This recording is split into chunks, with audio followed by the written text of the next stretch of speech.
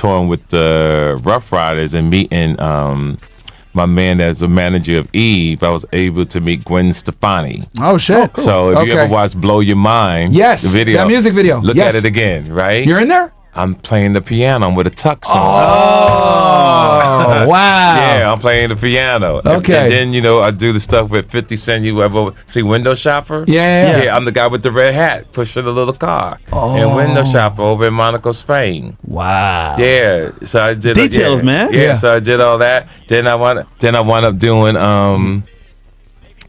the movie Baller Blocking with the Cash Money Minister when Lil Wayne was a baby. You know, he's like 16 years old. Yeah.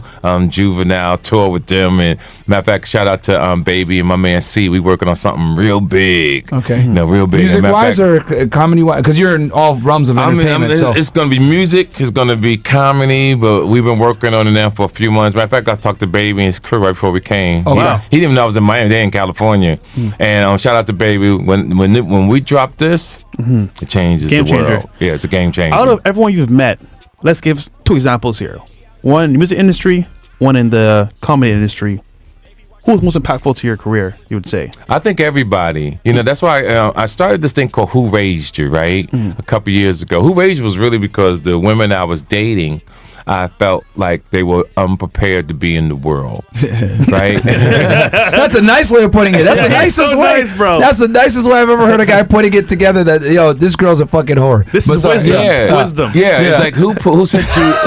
Who raised you? Because a man. This is my definition. Your children should not be sent into the world unless they were prepared to take care of their life and move like women and move like men.